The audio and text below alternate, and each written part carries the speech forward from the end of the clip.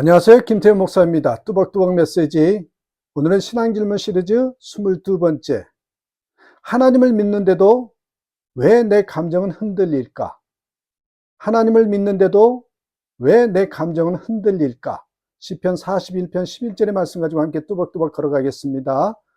오늘 본문 말씀이 이렇습니다. 내 영혼아, 내가 어찌하여 낙심하며 어찌하여 내 속에서 불안해하는가? 너는 하나님을 바라라. 감정이 흔들릴 때 믿음도 흔들리는가? 우리 모두 이런 경험이 있습니다. 하나님을 믿고 있음에도 불안하죠.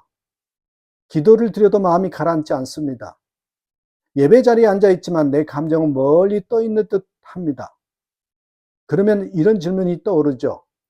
나는 믿음이 부족한 걸까? 정말 하나님을 믿는 게 맞는 걸까? 왜 이렇게 감정이 오르락내리락 하지? 이 질문은 단순한 심리의 문제가 아닙니다. 우리 신앙의 깊이를 보여주는 신호일 수 있습니다. 교회 안에 두 성도가 있어요. 한 성도는 매주 눈물로 예배합니다. 하나님이 살아계심을 느낍니다. 또 다른 성도는 예배 중 감정이 메말라 이렇게 말합니다. 하나님이 내게 관심이 있으신 걸까? 이 둘 중 누가 진짜 믿음이 있을까요? 오늘날 우리는 너무 자주 감정의 풍랑에 믿음까지 맡깁니다. 하지만 성경은 우리에게 감정이 아닌 진리 위에 믿음을 세우라고 말씀하시죠. 자, 그렇습니다. 한번 생각해 볼 것이 첫 번째로 감정은 믿음의 지표가 아니라 믿음의 환경이다. 고린도후서 5장 7절에 우리는 믿음으로 행하고 보는 것으로 하지 아니함이로다.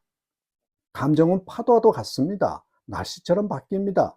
상황에 따라 관계에 따라 출렁이죠. 하지만 믿음은 반석 위에 세워지는 것입니다.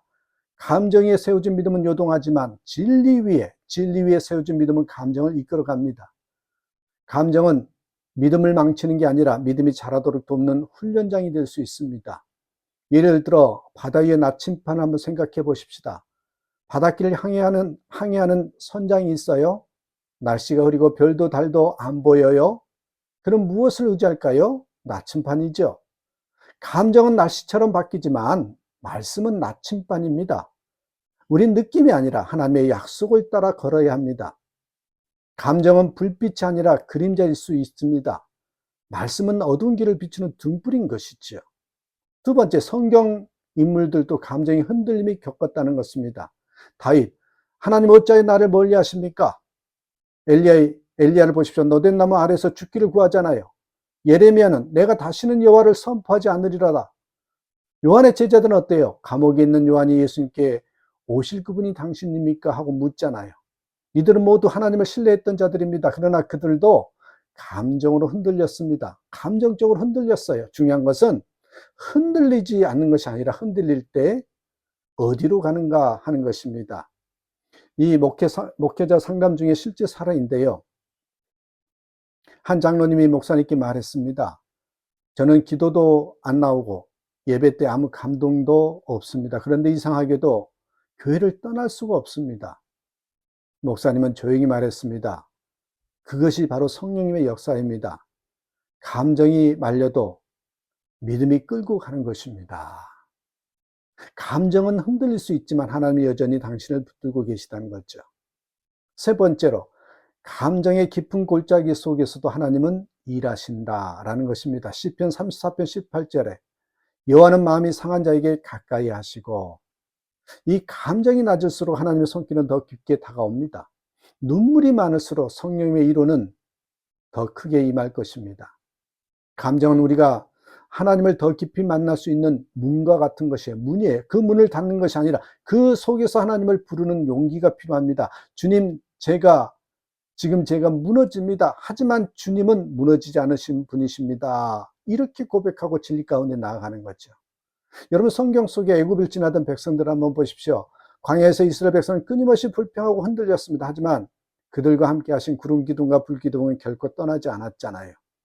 때때로 우리는 감정이 무너질 때 하나님이 멀어지셨다고 느낍니다. 하지만 실제로는 그때 하나님이 가까이 계십니다.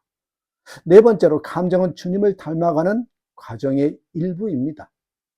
예수님은 나사로 무덤 앞에서 눈물을 흘리셨습니다. 성전에서 분노하셨고 겟세마네에서 땀이 피처럼 되도록 괴로워하셨죠. 보세요. 예수님도 감정을 겪으셨기에 우리의 흔들림을 비난하지 않으시고 이해하십니다. 감정을 숨기지 말고 기도 속에서 솔직히 드러내십시오. 그 속에서 회복과 친밀함이 회복됩니다. 감정은 죄가 아닙니다. 감정을 억누르기보다는 감정 안에서 주님께 나아가는 것, 그게 믿음입니다. 히브리서 4장 15절에 우리에게 있는 대제사장은 우리의 연약함을 동정하지 못하실 리가 아니요. 그렇습니다. 감정은 변해도 하나님은 변하지 않으십니다. 감정이 흔들려도 구원은 흔들리지 않습니다. 감정이 무너져도 하나님의 사랑은 무너지지 않습니다. 감정이 식어도 말씀은 여전히 살아 있습니다. 이사야 40장 8절에 푸른 마르고 꽃은 시드나 우리 하나님의 말씀은 영원히 서리라. 이렇게 한번 기도해 보십시다. 하나님, 제 감정은 흔들리고 무너질 때가 많습니다. 하지만 그 속에서도 주님은 저를 붙드시는 줄 믿습니다.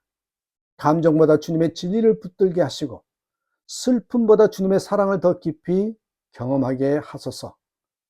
감정의 파도 위에 믿음의 배를 띄워 끝까지 주님만 따라가게 하소서.